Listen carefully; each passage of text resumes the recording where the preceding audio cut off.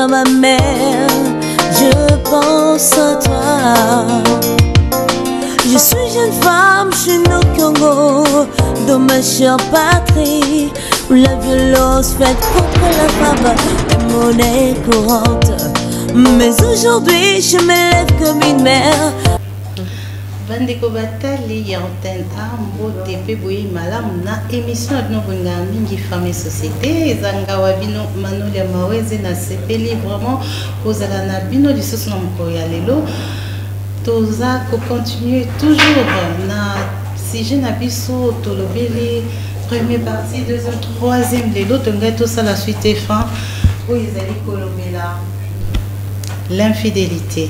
Donc voilà mbote pe sengo kimia na mabota na bino boye malamu na émission na bino bolingaka mingi femme société ezanga wa bino manoli ya maweze naza lisusu na esengo vraiment ya kokuta na bino lisusu na nzela ya etando eke na émission na bino bolingaka mingi femme société lelo toza ko continuer sujet oyo tobandaki première partie deuxième lelo troisième toning to ça la suite et fin otobelaki sur l'infidélité dans les mariages. En tout cas, ils ont émission dans une barreto et belé, vraiment, qui na sujet au makasi.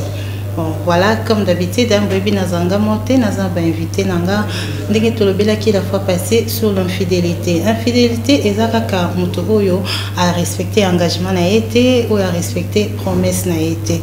Parce que batumsu sobaye bakate mariage eza contrat. Alors, dans le contrat, il faut qu'on respecte yango. Ndenge to kendaka ba église, to bandi non na libota, mobala ye, abimi pas ba parents, na sepeli, na zo mwasi na ngai, na mwana na bino na libala. Et asuka wana te akele état akeye pa ya Nzambe. Na nyonso wana ba posséder wana ezana mwa mibeko oyo ezalaka oyo ke faut ba to ba respecter. Malheureusement, tant to koma na kati mambwebele et koma mbilinga mais toza batu tozoluka ndenge tokoki ko remédier pour que infidélité ezalate. Infidélité vraiment eza malamu te biso soto yebi, il faut qu'on se le dise. Donc ensemble ngana ba invité na ngana plateau to pour réfléchir vraiment na sujet parce que le lieu a suite et fin. Voilà, on est directement pour présenter bino nazana monsieur Ben Limbois aza journaliste professionnel à pas biso antenne A on appelle Mbote monsieur Ben. Mbote, maman Manolia, Mbote pe na baiki balonda biso à travers l'émission Oyo. To bien ngani kaka liboso etando ike pour kopesa maye na biso ya moki pour na kaka pour tonga mabota, pour tonga elongo mboka na biso pe Congo parce que c'est mabota ya kimia, nde mboka na biso pe kozana kimia. En tout cas, merci Matondo Mingi na ko répondre na mbela na biso na mopanzi na etozana madame Elka. Madame Elka Liliane. Elka Liliane, voilà, il est pas allé, mon pandi sango na biso na antenne A. C'est Pelipe Lelo pour Kabolana biso makanisi oyo na présenter binoye Madame Elka Liliane, bonjour. Bonjour, maman Manon. Pe boye madame na émission na biso ya lelo. Merci Penza pour na partager na likambo oyo ozolobela mingi na likambo oyo etali infidélité. Moi liloba na bandeko bazolanda yo. Bandeko basi pe mibali ko bazolanda biso lelo tolingi tolobela mingi likambo etali infidélité. Donc kozanga bolamu ya sembo na kati ya mabala na biso. Mabala na biso mingi ezokufa likolo ya likambo oyo etali infidélité. Yango ndeko Manu alingi alobela biso mingi na likambo yango tobeta penza sete likambo nini oyo ezokomema infidélité na kati ya ba mabala na biso pe na kati ya ba fiançailles na biso. Voilà, merci ndeko Ben celui toko bandela source na yo selon yo c'est pas l'infidélité mais dans les mariages tu dis que là tarananion sont même dans l'amitié dans la relation toza na mais les autres toza plus vraiment dans les mariages. On a yo ko limbo la biso infidélité ezani. C'est bien makasi parce que tous on a un contexte. Donc à toi il y a un contexte il y a libala où il y a union il y a batomi balé basangani basali ou babengi libota. Oui bien madame était depuis mokili infidélité zala. Infidélité zala. Je me rappelle non pas chrétien. Mon colon va eli moi si mon robot va quand il adultère va n'est pas Jésus. Et dans ma solo tobé 3000 ans passés. Vous voyez C'est-à-dire, dans il y a couple, infidélité, ça n'a pas méfait et belé. Parce que les gens, généralement, de Soukarana, ou Etali Mossouni, l'infidélité, ça peut être spirituel. Parce que du moment où la femme ou l'homme est infidèle, et ça aussi, canal où il y a un rôle parfait, où il faut que la porte qu'on a à fréquenter une nabine. Du moment où déjà ceux qui ont toqué dans Négia Mokili, ceux qui ont toqué dans Likambo, Songolo et qui ont honoré, n'a commis relevable de la justice Yamboka. On a vacangi Moutourana parce qu'il n'a pas pu honorer sa parole. Et au moins dans l'infraction avec un abus de confiance. Alors, moi je crois, dur comme faire, que le vrai contrat de mariage, c'est la confiance. Au moins du moment où confiance soit est longue, parce que quand moi signe le tout comme mobile, il y a un enfoncement. Quand moi c'est tout comme mobile, il y a une fidélité. Et ça, moi, sentiment qu'il y a une antipathie et qu'on crée, et vous en montez, mais il y a partenaire au hasard lésé. Aïmoun le rôle a trahi, Aïmoun le rôle a faible, Aïmoun le rôle a moins que rien. Ne vous en faites pas. Moi, ça pose à Tito, comme il se pose la question, qu'est-ce qui fait finalement que mobile n'a pas le bas à quel Lukakuna? Voyez-vous? Donc, dans ce pays, c'est pour la thématique en haut. Et Nathan, il peut se dire que les babes pour la télévision donc, peut-être Makambo, tu vas nous réfléchir et vous absolument tant moulaï. Mais, moi, je qui est le bandela émission Nabiso? Il y a un bon rapport pour carrément lanterne. Il y a une infidélité, si on a résumé dans mon procès, ils allaient pour honorer un contrat. Vous voyez? Parce que le mariage est aussi un contrat. D'accord, merci beaucoup. Madame Liliane. Merci maman na biso na sujet oyo pesi biso ngana ngina kota mwa mokene likambo ndeko mobali auti kolobaki soki mwasi a honoré contrat na été ya kosala kindumba na kati ya ndako ya libala mingi tozomona pe mibali basa kobunga lolenge moko na biso basi okomona mobali bobalani na ye maloba oyo tobimisaka penza ntango tolingani ntango tozobalana nayebi te mama manu soki boyokaka bamaloba wana ndenge eutaka na kati ya mitema na biso basi mpe mibali maloba oyo tobimisaka wana eza déjà il faut tobanda kohonorer non maloba kaka oyo biso tobimisaka eza te bato bamoni biso tozoloba par exemple nazoloba na ndeko mobali na bino nalingi yo mingi na bolingo ndenge tozali na kohonorer yo na kosala oyo boye mais eza oyo biso tosalaka te mingi tolobaka yango tokokóma na ndako ya libala mwasi akomi kobima libanda mobali akomi kobima libanda likambo yango ezalaka nini oyo bato bakoki kosarrange te nga kutu nakoma komituna mama manu omona mobali abali yo oza kitoko na kati ya ndako ya libala mais moto ye kutu azolanda libanda wana akokani meme mpa na yo sikoyo contrat ya mariage oyo tosali ntina nango ezalaka nini to mwasi mosusu mpe je m'excuse mobali na ye aza kitoko aza na makambo nyonso mais mwasi wana azobima libanda wana eza dilemme eza pe compliqué mais awa yango wana tosepela mingi na émission na biso famille société mpe eza émission eza genré mibali mpe basi donc mobali aza ya kosunga biso mpe eloko nini etika me motu mo paster mo ayebisingelo mo alobi mama nolia oyebi ke na bible baloba homme adultère te balobaka femme adultère sikoyo wana na ngina to nono mais c'est bien donc ça permet à mobali azana infidèle que moi si le fois dans bible basita homme adultère te ka femme adultère.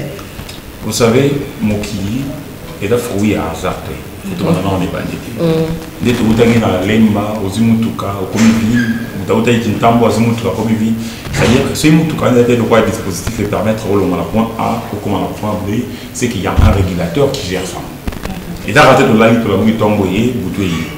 Et puis effectivement, je vais essayer de rencontrer un peu ma soeur, Elka. Vous savez, les problèmes dans le mariage, c'est pas la beauté. Les problèmes dans le mariage, c'est pas aussi l'argent. Parce qu'au départ, il faut que l'homme ait moto pour ça et pour là. Ça c'est le 1. Et deuxièmement, Moutou a supportable capacité. Vous allez remarquer que Moutou soit un poste en bon. Dès qu'il a l'argent, on dirait il y a un cas de la montre le dit tant que tu allais bien mais depuis que bon moyen on n'est pas infidèle on dit c'est bon on a créé problème. Or le problème ce n'est pas l'argent, l'argent c'est un matériel. Vous voyez, à la base le problème c'est lequel? Le problème c'est moutouiller quoi il faut apprendre pour honorer contre Anaël. Je m'explique. Dans un foyer, sachez que ce n'est pas facile. déjà la loi à Congo na code de la famille ba mineur, c'est-à-dire majeur 18 ans révolu. C'est-à-dire mutu mo abota bana 0 mois 18 ans. Oui, ma code c'est pas na bango. Il y a de ces personnes qui pas na bango ba éduquer été que ko yibe na mabe. Je donne un exemple. C'est quoi comme un couple mbala c'est que té nga ba yibate. On va traiter déjà été ngami. On reçoit moi son c'est pas une mince affaire.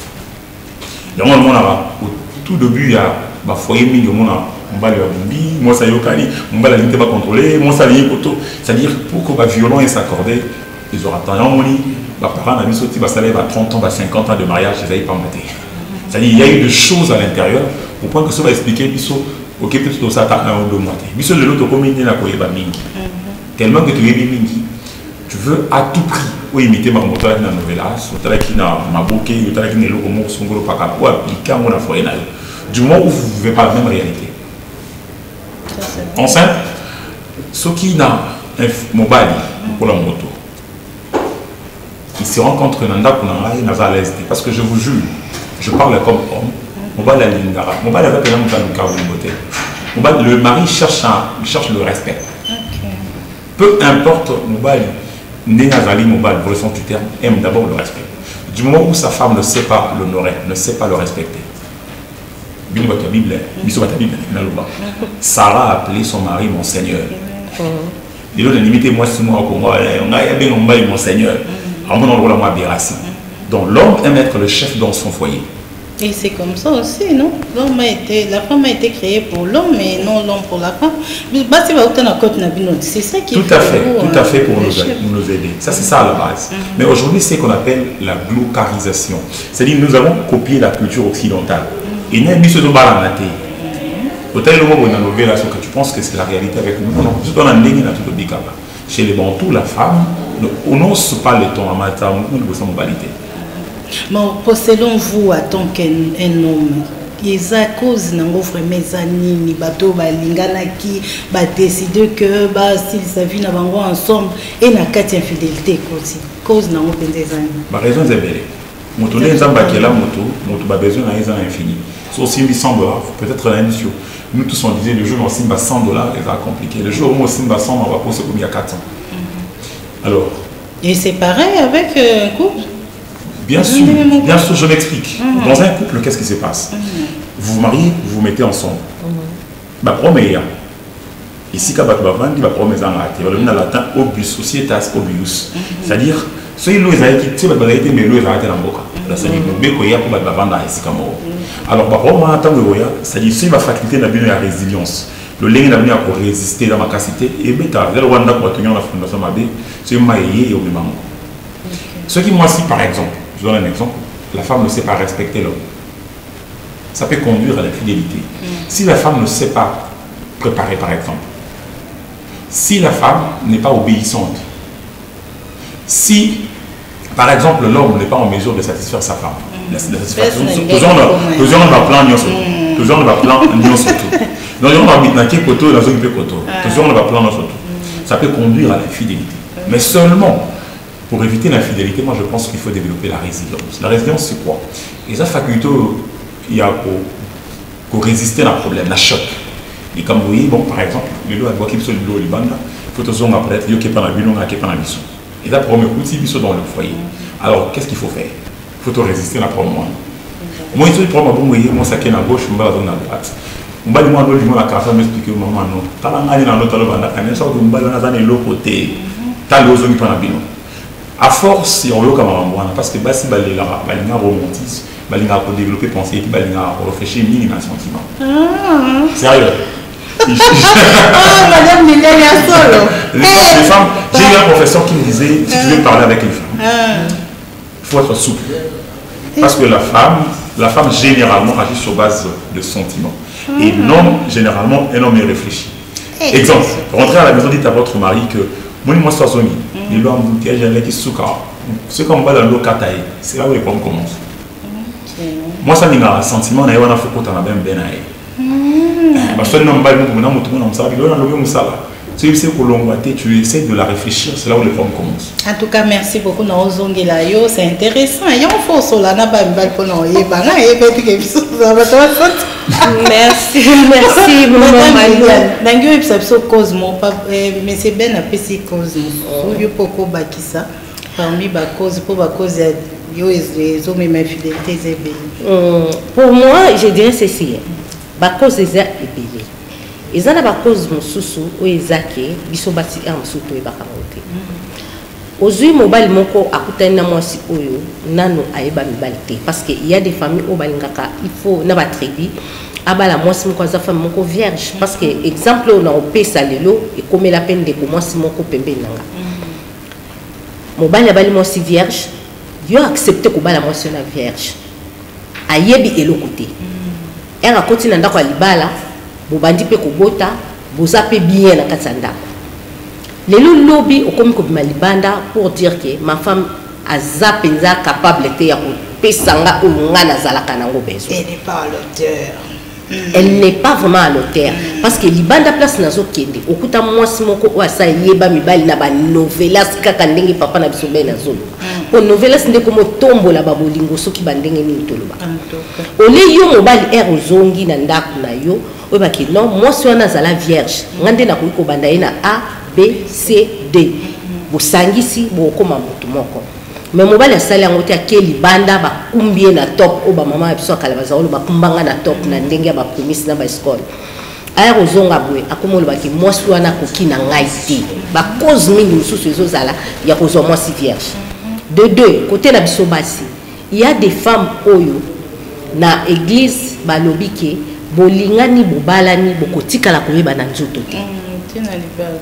Ti bokubala tango lingani wana bokoko zala pe yo na libanda olingaka na yo bimaka na yo poza vierge te mobali ndenge mo paza chasteté mais boye kobala na compatibilité wana ya o mwasi wana to mobali wana alingaka na basi oye mwasi oya kokobala na ebité pour na sala émission ça tabu na so mema bino mwa likolo boye mobali mususu za kolinga mwasi moko boye o ayebaka kosala mwa ba caresse kosala mwa banini mais mwasi oyo azu ya sala kangote mwasi mususu akoki kozala bi ngana lingaka mobile na ngai fo zala na ebite so bozo comprendre mais lokola bayeba na kan zoto na libanda te ba yeko koma na kati akuti oyo akuti pande ko mobile eza oyo ye alingaki te mwasi akomi kokinde koluka libanda place oyo ye alingaka ezalaka.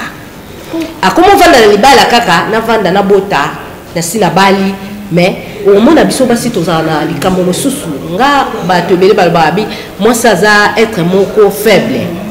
Par rapport à quoi? Et le ko ya kuti pour mobile nete, akoki ko bima même na sentinelle, o ya za ko sala e pa na yi. Soko kuti sentinelle azana e loko wana, malgré mbongo na yo. Malgré kitoko na yo, malgré bozui o yozo pesa e. Okama ke moi ça bimina sentinelle mobile akoki komituna na pesa kaye nyonso eloko nini na luke pas sentinelle eloko ya luke za oya kutie pa na yote c'est ça qui nous ramène souvent na kati ya ba divorce par rapport ya moi sina mobile ba yeba ni nanuti. D'accord, mais c'est bien vous avez partagé même avis na madame Liliane parce que la fois passée, tu as un qui peut maman prophétesse ici à l'oba qui peut que fidélité, ils ont des problèmes spirituels. Ils ont des moutons sous soixante ans envoûtés malgré tout ça. Et les autres, tout le monde en a battu sous. Azana tonton Jean-Marie, mais tant que Azana action tonton Jean-Marie ma cantine c'est pas André. On peut passer la mort berère. Au moins il peut atteindre comment moutons sous Azana moutons. Par rapport à où Madame Liliane a Ucholoba. Bon, à la base, je suis à la vie d'un candidat au Cameroun. C'était un peu pour, un peu contre. Déjà, moto. Pour moto comme un moto, comment on va commander mon moto, ça veut dire moto. Il faudrait que moto d'abord va former. Et puis, besoin moto, il va voir qu'il y a un maïs, pour auto d'accès, il y a un chaka.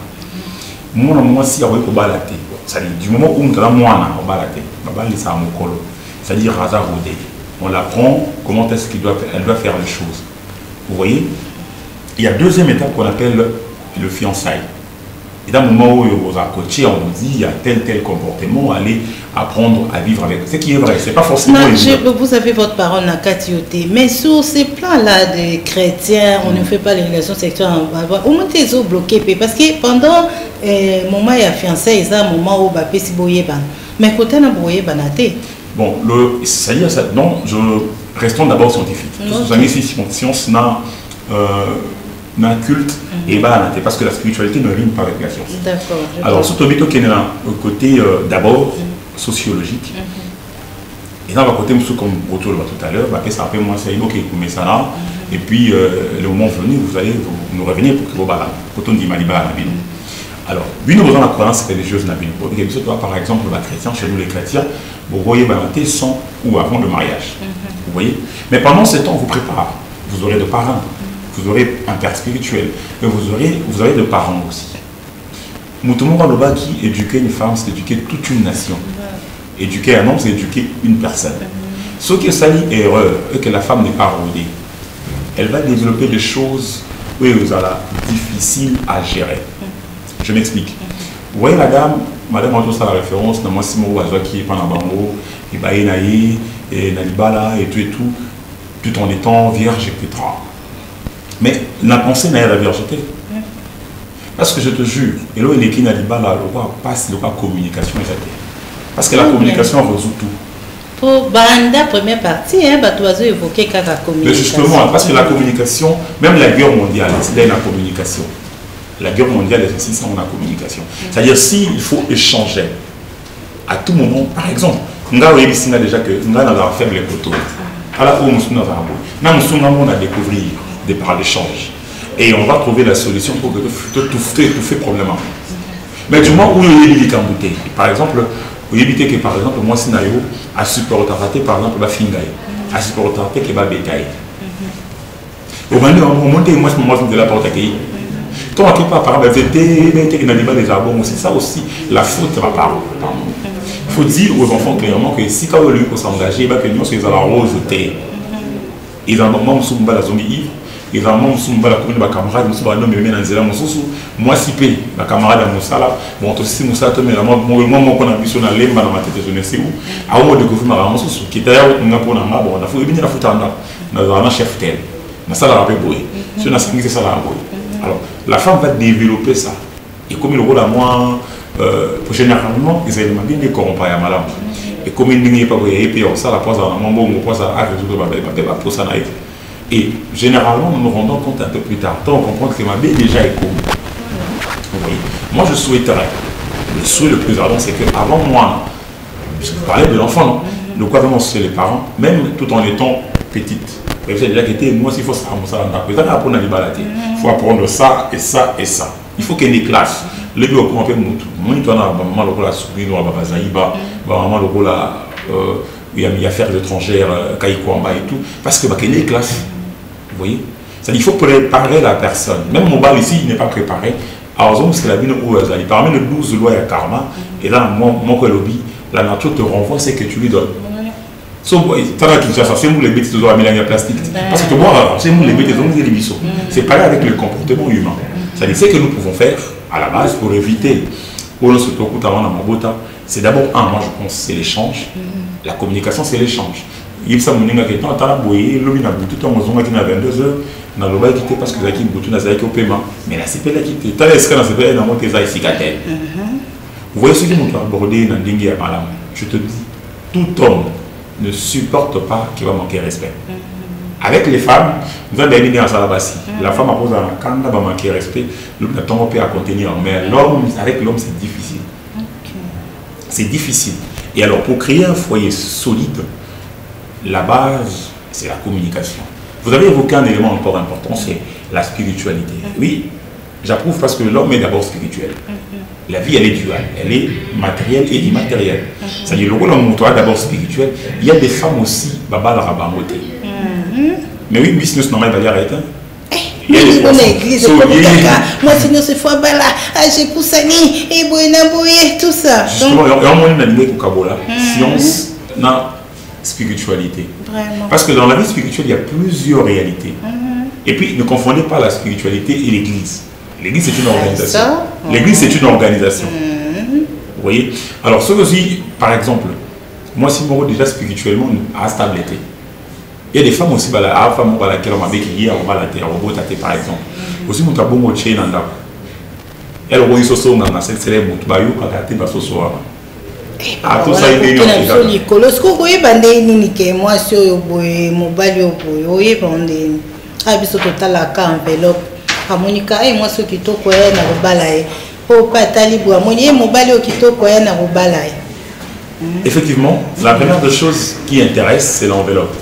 Je dois avoir tout en communication, en marketing. Ce qui est intéressant pour le côté qui est local, il y a d'abord packaging ou emballage. Ce qui est emballage, il est difficile parce que le client va s'intéresser à l'amour. Mais le client va s'intéresser à plus. Soit mon îlot, on a emballage ou c'est du rondaï. Ah, et le nom, c'est quoi?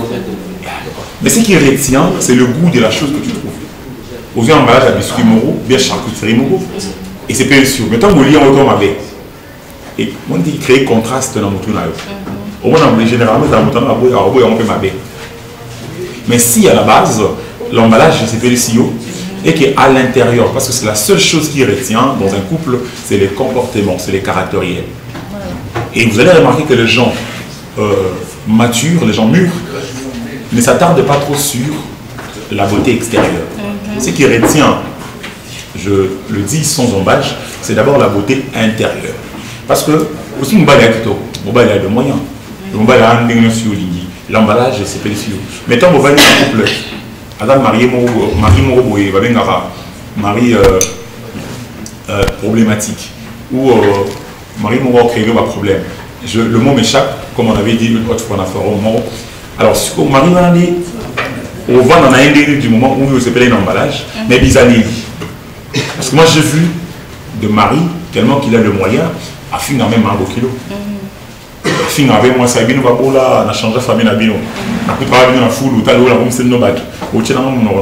j'ai trouvé un mari en train d'insulter sa femme. Donc, moi, c'est moi, c'est on a $500. Nous, tout le monde est la moule à Liban, on a seulement 21 000. Vous voyez déjà quand on chosifie la personne. Moi, si nous sommes bon, Liban, malgré des millions, on a préféré qui coupe on a mis pour que nous avons un traitement où il y a un oui, parce qu'ils ont mis pas sous tellement mal, moi si mais c'est pas possible. Et même souvent, moi, c'est une dumba. Bon, ça, justement, les problèmes c'est que tout ça va 10 bizarres. C'est pas que bizarre. Mais le fait que. Mais ils ont bien eu à tant que mon bal, ils ont bien mon bal à finir moi si. Donc, déjà, à la base, la femme, c'est une personne. La femme mérite un respect, parce que c'est la femme qui donne la vie. Vous voyez? La femme, généralement, elle se considère toujours comme enfant. Moi, ça ne m'a pas cajolé, parce qu'elle est toujours dans la peau de l'enfant. Alors, avec un enfant, qu'est-ce qu'on fait? On corrige, on part. Parce que ce Moutou a remarqué que si on va considérer un maté, et si on a la possibilité, on va pour la formalité. Mais en cas de des ailleurs. Il y a un moment où soit découvrir que côté de la reine. Du coup, on a fait soit c'est la mobile la réponse à ma vie, ou soit tu as d'abord soit dans un moteur c'est na bomi libala au qu'on a écouté pas tonton Clément parce que lui il me traite comme il me revient au droit. Merci Obiko pardon pour moi c'est mambolo ba nasi bato bazanda ba oyo kandenga na oyo kanka merci beaucoup monsieur Ben nozongela yo madame Jeannette Isabella donc il est aux aki naie la fois passée mais c'est pas avec Pazonga il y avait la vierge il y avait la vierge mais mambo ya moi libala musuku takondo betera en dehors à plateau donc tous en absoka olela donc voilà bonjour madame Jeannette. Il y a bomba qui est dans nos frères, est-ce qu'on a mis Célibinoye? Oui, madame l'émission. Merci, bonjour. Maman Lano, bonjour. Bonjour, la Marie-Jolie, bonjour, la David, sur les plats et Basali. Maman, on est dans la bambouillage, la CP, les gens ont la vraiment. De partager suite à la comme prévu. Merci. Vraiment, merci beaucoup Ndengo Zongi, les solos na yo, batebele, encourageaki, soutenir yo, pèse au cas force, c'est ça qui peut batebele passer au balandaki. Courage Courage, maman. Bon, toujours continuer, hein. Les autres, nous ça. Tout même la solution, parce que ce qui est vrai, on ne peut pas encourager l'infidélité dans les mariages, parce que les mariages est sacré. Mais tout le bien qui va cause, les lopés, mais c'est bien à l'obé va cause, ainsi que Madame Liliane, mais tout n'ingi sikoyo, tout mais ma battu n'a n'ingi à remédier. Comment est-ce qu'on peut bongisa quoi? Batobele va évoquer qui depuis première partie que communication des amalades, il faut que se communiquer. Mais les lots n'a pas foyer n'a pas toujours remarqué les cambas communication surtout sur le plan sexuel. En tout cas communication est raté. Moutaouti n'a ya sepelité marolobate avant di kaka. Et c'est parmi aussi ba cause il y a il faut ça la que batumsu ba kende libanda bino batubala qui vierge bozami ni ba victime. Oye na makambo yo ye koyekola na libala tant mususu po oye biango bien te peut-être que peut cause la cause au papa akendaki. Je crois comment est-ce que vous côté ya bande comme mususu est-ce que kobala na tuna nanu kobala vierge za mabe ou bien malam? Vraiment merci maman pour la mutuna. Kobala vierge za mabe te. Parce que bibe on ko moi simo ko na mobali moko. Na ebandeli ya mokili so tozongeli na kati ya bokoko na biso na ebandeli tozomona ke mobali azalaka ka fidélité atikala kozala fidélité wana toyebi yango kuna mais kimbumba ya mwasi nga nabengaka yango ekomaka lokola engrais chimique oyo kobwaka na bilanga ndunga neti soude caustique neti soude caustique oyo kobwaka na bilanga ndunga. Dans le long bilanga na yo jusqu'au sous le bois qui résister ko salani ni ko mape ko tumba yango lo lenge mo kuna mwasi soko zu mwasi o aza vierge et dans le ko lo zu bilanga ya sika o zo exploiter yango o ko zala na ba richesse ya ebele pe ba surprise ya kitoko mingi za ko mabele o batikala ko salela te. OK ko mwasi wana akoyi no bonheur. D'abord, qui m'a c'est canal, nous avons la Bible, qui m'a c'est que il faut qu'on honorer. Si tu fais que ça valeur na yo moi si qui moi si il faut que bateau ça yango sur bali moi ça vierge vous avez la surprise ebele donc vous avez peine bonheur wana puisque ngana vivre ngo na kati anda kunanga ya libala c'est ça oui. Merci nous avons monsieur Ben ko bala moi ça vierge za mabe ou bien malam. Bon, j'ai aimé l'approche à madame. Déjà, il y a deux éléments qui rentrent en ligne de compte. Il y a des bosseux d'Ali, tradition, mais aussi la Bible. Vous voyez? Mais, et là, je retiens d'elle déjà que, et là, comme on sali, il y a parfait à côté. Seulement, on a mené à perfection. Vous voyez? Et là, il n'y a pas si, il n'y a pas si dans mon kiliali, libala. C'est-à-dire, on a un temps pour la voyou, comme toi, pour imaginez, après ce de quoi ça pas tout le monde dans la Kinshasa, les musiciens qui sont dans la Inde. C'est-à-dire, ce qu'on a un dans la vie, tu es dans la Mbokani, dans Mumbai, tu es dans la New Delhi, tu es dans la ville de New Delhi. C'est-à-dire, autant pour la nature, au dans la moto, âme sœur. Ce n'est pas évident. Parce que âme sœur, elle a existé beaucoup de temps dans la moto, l'union se faisait bien. L'eau va couler facilement sous le pont. Non, non. Il y aura des moments où il y aura mais le collier est compatible et vous allez toujours trouver un juste milieu ou un terrain d'entente. Vous voyez? Alors, si on a virginité ou moto est déjà à Yebi Mobali, tout ça, moi je pense que effectivement avec l'évolution du temps, parce que par le passé, il faut moi si d'abord et avant toi ça bon. Mais avec les réalités actuelles, nous faisons avec. Et comme que non. Déjà, je ne pense pas que nous va tout dans ce mille questions. Est-ce que moi, c'est l'amour? Vous voyez? Et puis avec la capitale, que ça n'a ni ma culture rebellée. Et comme on a bon, d'accord, bon, c'est bon, on a pas pu tuer moi, c'est comme on a avec Clémentine, bon, Liban a bon, à mercredi, ils ont les cicatrices, donc on va faire avec. Alors, si ceux qui, tout s'attarder sur Yango, je pense que tout en apprend ming. C'est comme vous voulez vous marier et que vous voulez à tout prix, notamment ça y a beaucoup de cas. Et au moins dans la culture, on se va ça moi, si moi, dans mon pied. Déjà moi dans mon pied. Et puis moi je n'aime pas trop parce que ça réduit la chance de la femme ou de la fille. Fille comme on le dit femme. Mais seulement, est-ce qu'il faut à cette époque qu'on a clôturé propos là-bas, et ça qu'il faut trouver une bonne personne. Parce que tout homme, après qu'on va dans la moitié de la vous pouvez aussi devenir mari, mais tout le monde, mais avant la moitié, là, officiellement marié. D'accord, merci beaucoup. Bon, c'est la rabbison déjà pour te remettre à Souka. Comment est-ce que tu peux empêcher? Parce que ce qui est vrai, la conséquence, c'est ça, ma belle, surtout pour le mari, hein. C'est ça, non? Il y a des conséquences, non? Surtout ceux qui m'ont assis m'tazo même. Bon côté. Non, mais la Bible interdit la polyandrie. La Bible interdit la polyandrie. Mais l'homme, lui, avantage bon, tout cas, madame Jeannette, oui, moi, expérience dans mon cœur, vraiment, je connais, il y a qui m'y parle, et après, au Tikanabana, comment est-ce que au surveille, au coquin qui peut vivre pendant absence et mobile, c'était facile pour toi? Ça n'a pas été facile, madame. La question la fois passée, pour la parité, ils ont des vraiment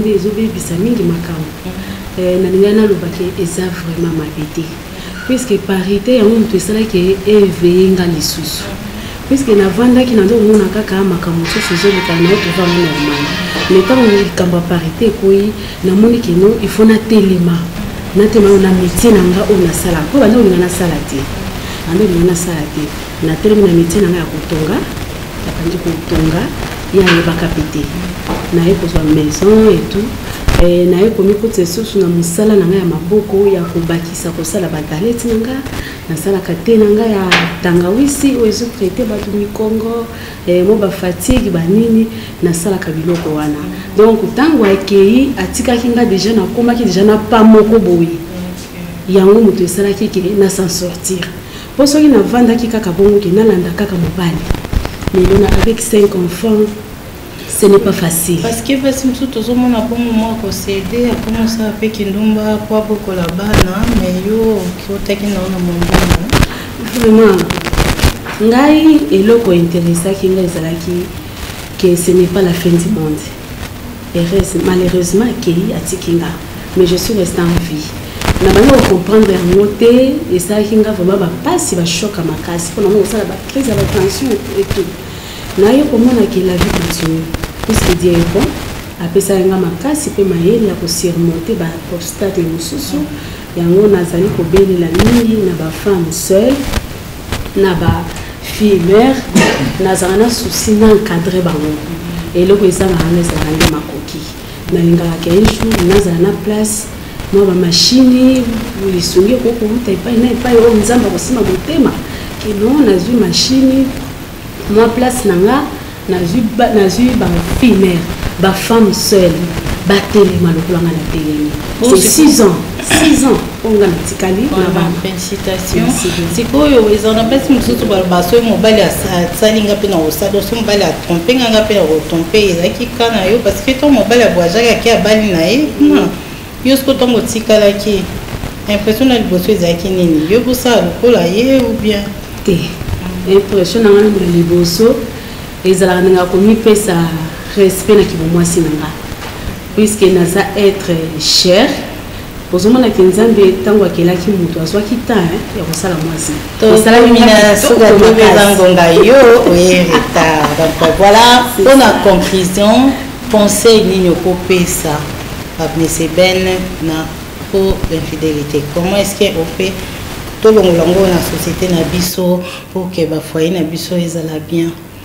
Bon, déjà à la base, je ne crois pas qu'infidélité peut être aussi c'est un mot. Je vous jure. Déjà, il y a qui, même dans notre l'histoire, quand on a une émission, Jésus a le moi sur ce nom de passage, moi, ça va quand vous voyez? Alors, ce que nous pouvons faire, c'est d'éviter, c'est-à-dire de travailler, parce que moi, il y a des cambous, surtout celles qui sont tabou, il y a des la il faut y avoir les cambous, ou solution. Il faut créer des mesures et permettre que les cambous, bon, ceux qui ne sont pas dans les cotatés. Notamment la communication. Pourquoi j'insiste sur la communication? La communication est la clé de voûte. C'est quand on se vend dans un couple. Pourquoi à travers l'échange que on va aller au normalement dans karaté, il va les aller sauter. Normalement, on va 10 ans après, na moto est à Soumala Mingité. Alors, mieux serait de mettre sur pied de mécanismes. Parce qu'il y a des familles où, par exemple, qui tombent sur le qui, la famille Nabiso, et qui chaque jour le matin, quand vous vous réveillez, le petit déjeuner, vous mettez en opinion sont ensemble. C'est-à-dire, famille Mobimba, vous êtes à table, vous prenez votre petit déjeuner et papa en a posé sur la question en tour de rôle. Vous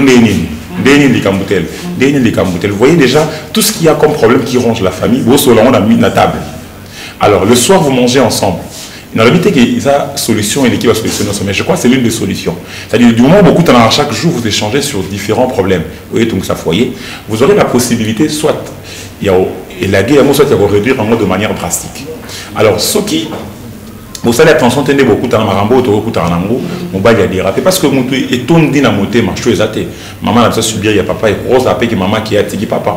C'est-à-dire aucun des côtés, moi tout comme côté mon souffle. Alors c'est que nous pouvons faire en tant que bateau, pour vivre là, c'est comme maladie, moi qui m'a athée, maladie, alors il faut vivre avec, mais il faut créer la barrière.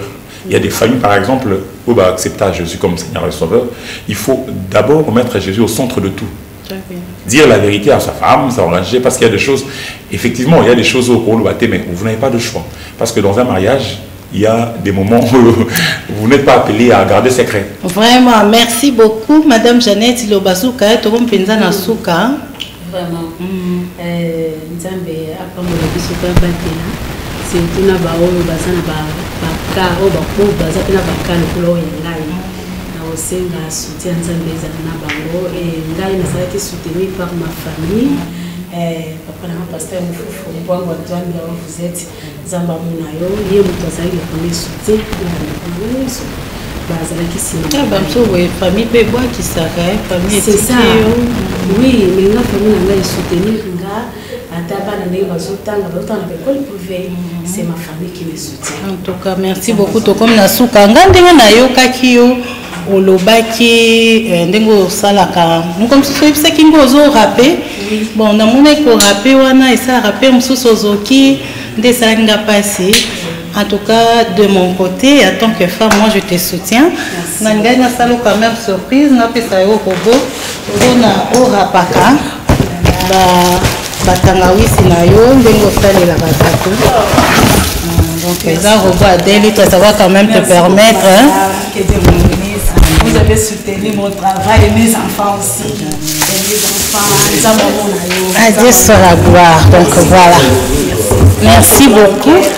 Bon, comme tout ça va comme ça, parce que pour nous dire que la cadeau pour la base, mais c'est belle. Ne pleure pas moi aussi, je veux pleurer. Arrête ça, s'il te plaît. Bon, ça, c'est pour maman. Ah, ok. On aime quoi marier, donc on a cadeau à maman. Et ça, c'est pour madame Liliane. Cadeau n'a pas payé en tout cas, merci beaucoup. Merci beaucoup, la bande. Arrête, je me fais pleurer. Que Dieu vous bénisse.